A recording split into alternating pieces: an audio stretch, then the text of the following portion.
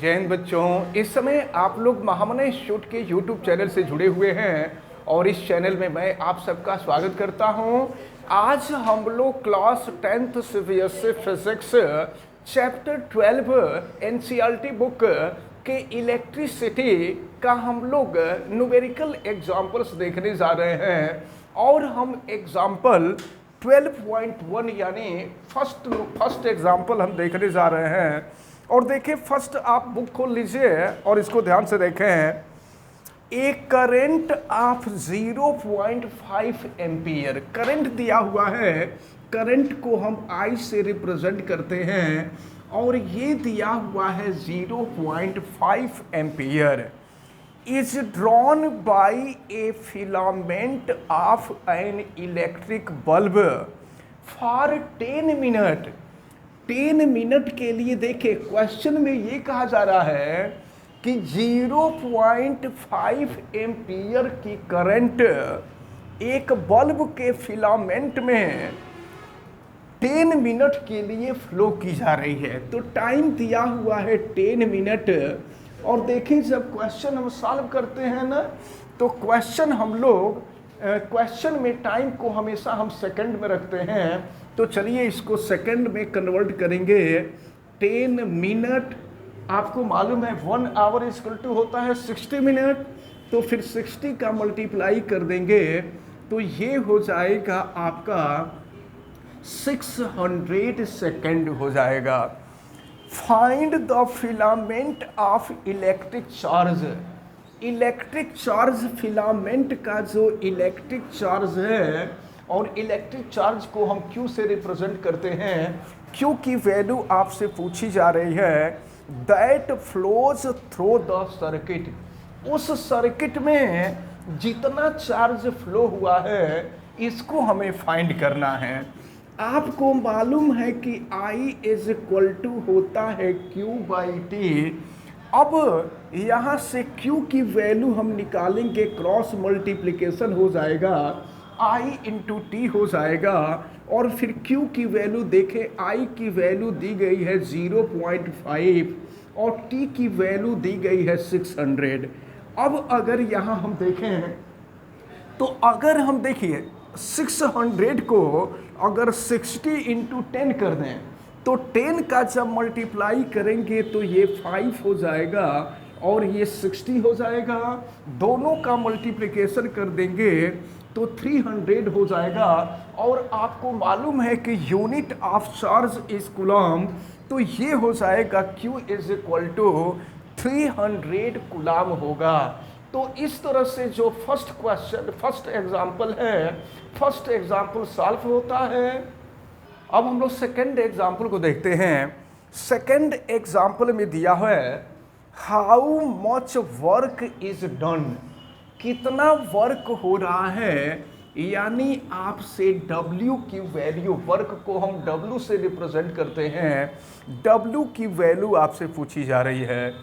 How much work is done in moving A charge of 2 coulomb. Charge Q की value आपको दी गई है 2 coulomb across 2 points having potential difference. Potential difference भी की value आपको दी गई है और ये आपको दिया हुआ है 12 वोल्ट। तो आपसे पूछा जा रहा है कि कितना वर्क डन होगा, आपसे टोटल वर्क डन पूछा जा रहा है। तो आपको जब पोटेंशियल डिफरेंस बताया जा रहा था तो फार्मूला बताया गया था V is equal to W/Q। यहाँ से अब देखिए W की वैल्यू फाइंड करनी है, तो अब यहाँ से W की वैल्यू हम फाइंड करेंगे, क्रॉस मल्टीप्लिकेशन हो जाएगा, ये हो जाएगा V इंटू Q। फिर ये हो जाएगा W इक्वल टू V की वैल्यू 12 और Q की वैल्यू है 2, मल्टीप्लाई कर देंगे तो ये हो जाएगा 24 और unit of work is joule. Hence the work done by charge is equal to 24 joule. तो ये जो एग्जाम्पल नंबर 2 था, एग्जाम्पल नंबर 2 भी कंप्लीट होता है। अब हम लोग थर्ड एग्जाम्पल को देखते हैं। थर्ड एग्जाम्पल में दिया हुआ है, अब देखिए थर्ड में दो पार्ट हैं, ए और बी पार्ट है। ए पार्ट में दिया हुआ है how much current will an electric bulb drawn. Current के बारे में आपसे पूछा जा रहा है कि कितना करंट ड्रॉन होगा या कितना करंट फ्लो होगा। आई की वैल्यू आपसे पूछी जा रही है। फ्रॉम 220 वोल्ट सोर्स का जो वोल्टेज है यह 220 वोल्ट दिया हुआ है। If the resistance of the bulb filament, bulb के फिलामेंट का जो रेजिस्टेंस दिया हुआ है ये आपको दिया हुआ है 1200 ओम। तो ये तो फर्स्ट पार्ट है, फर्स्ट पार्ट हम लोग सॉल्व करें। आपको ओम्स लॉ मालूम है और ओम्स लॉ होता है V is equal to I into R. अगर हम यहाँ से I की वैल्यू फाइंड करें तो ये हो जाएगा V बाई आर, और V की वैल्यू देखें आपको दिया हुआ है 220 और R की जो वैल्यू है वह 1200 दिया हुआ है। तो अब देखें क्या होगा, 10 से 0 कैंसिल हो जाएगा, तो ये हो गया, हम यहाँ लिख देते हैं। अब ये हो जाएगा आपका 22/120। अगर हम इसको 2 से कट कर दें तो ये 11 हो जाएगा और ये 60, यानी 11/60 हो जाएगा। अब अगर 11 को हम 60 से डिवाइड करें ना तो ये वैल्यू नियरली 0.18 एम्पियर आती है।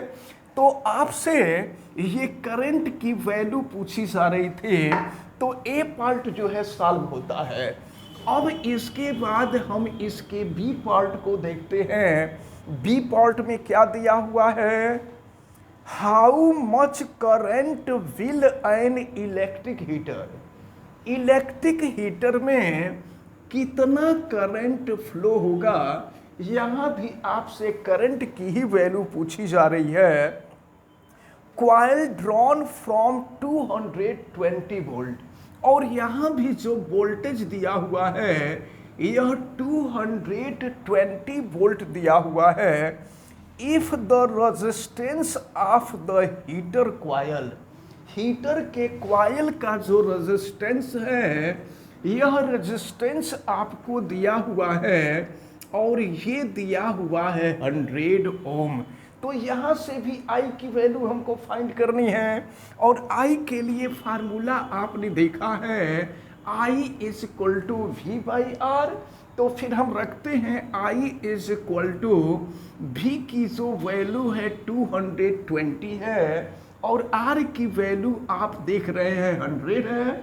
फिर 0 से 0 कैंसिल हो जाएगा, ये 22/10 हो जाएगा, और 22 को अगर हम 10 से डिवाइड कर दें तो ये 2.2 एम्पियर हो जाएगा।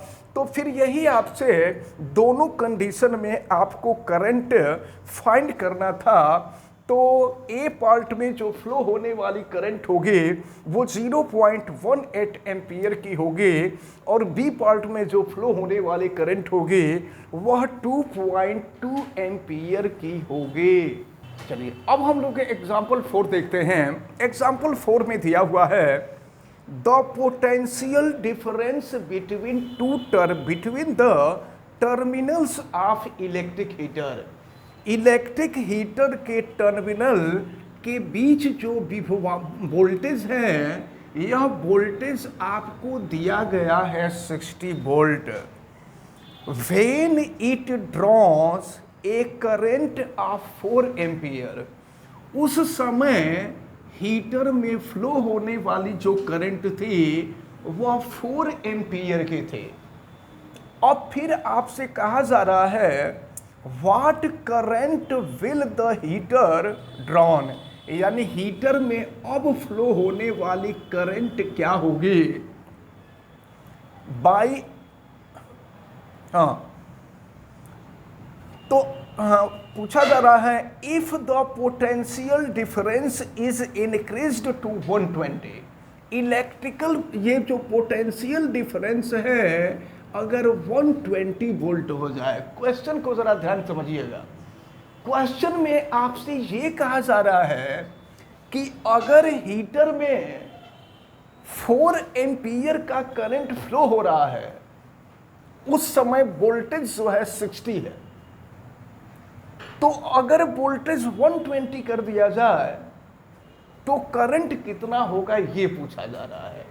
हम मान लेते हैं कि जब वोल्टेज V1 है तो करंट I1 है, जब वोल्टेज V2 है तो करंट I2 है, और I2 की वैल्यू आपसे पूछी जा रही है। तो आपको मालूम है according to Ohm's law R is equal to V by I। और सुनिए R जो होता है, आप ओम्स लॉ में पढ़े होंगे, ratio of voltage and current is constant. R जो होता है वो हमेशा कांस्टेंट होता है। अब अगर हम देखें वोल्टेज V1 हो, करंट I1 हो, तो रेजिस्टेंस R होगा। अब सेकंड केस में अगर हम देखें वोल्टेज V2 और करंट I2 हो तो रेजिस्टेंस R होगा। अगर इन दोनों का हम कंपैरिजन कर लें तो दोनों का जो दोनों का लेफ्ट साइड सेम है, तो अगर लेफ्ट साइड सेम है तो राइट साइड भी सेम होगा। अब ये हो जाएगा आपका V1 upon I1 is equal to V2 upon I2 होगा। अब हम यहाँ क्रॉस मल्टीप्लिकेशन कर लेते हैं, तो क्रॉस मल्टीप्लिकेशन करेंगे V1 I2 is equal to V2 I1 होगा। आपको I2 की वैल्यू फाइंड करनी है, तो I2 की वैल्यू फाइंड करनी होगी, तो I2 is equal to V2 into I1 upon हो जाएगा V1। तो फिर I2 इज इक्वल टू, देखिए वैल्यू रखते हैं, चलिए यहाँ रखते हैं वैल्यू, तो I2 इज इक्वल टू, देखें V2, value of V2 120 and current I1 4 upon V1, V1 है 60। अब अगर 0 से 0 कैंसिल कर देंगे, 2 से डिवाइड कर देंगे, तो ये जो है 2 हो जाएगा, 6 से डिवाइड करेंगे तो अब I2 इज इक्वल टू हो जाएगा 2 इंटू 4 यानी 8 एम्पियर हो जाएगा। इसका मतलब ये हुआ कि जब वोल्टेज 60 था तो करंट 4 एम्पियर था, तो अगर वोल्टेज 120 कर दिया जाए तो करंट जो होगा वो 8 एम्पियर का हो जाएगा। तो इस प्रकार आज जो एग्जाम्पल नंबर 1, एग्जाम्पल 2 और एग्जाम्पल 3, 4 बताया गया है, ये चारों एग्जाम्पल हमें उम्मीद है कि आपको अच्छी तरह से समझ में आया होगा। आप वीडियो को लाइक ज़रूर कीजिएगा, और अगर आप चैनल पे नए हैं तो चैनल को सब्सक्राइब भी कर लीजिए। चैनल सब्सक्राइब करने के लिए आप यूट्यूब पर महामना इंस्टीट्यूट को सर्च कीजिए और फिर रेड कलर के सब्सक्राइब वाले बटन को क्लिक कर दीजिए, चैनल सब्सक्राइब हो जाएगा। अगर किसी प्रकार की कोई दिक्कत समझ में आती है तो आप हमें कमेंट करके बतावें। आप बेल आइकन को भी प्रेस करें तथा उसको ऑल पे कर दें, ताकि प्रतिदिन पढ़ने वाले वीडियो की सूचना आपको मिलती रहे। वीडियो को मैक्सिमम स्टूडेंट तक आप शेयर करें। आप सभी लोगों का बहुत बहुत धन्यवाद। जय हिंद।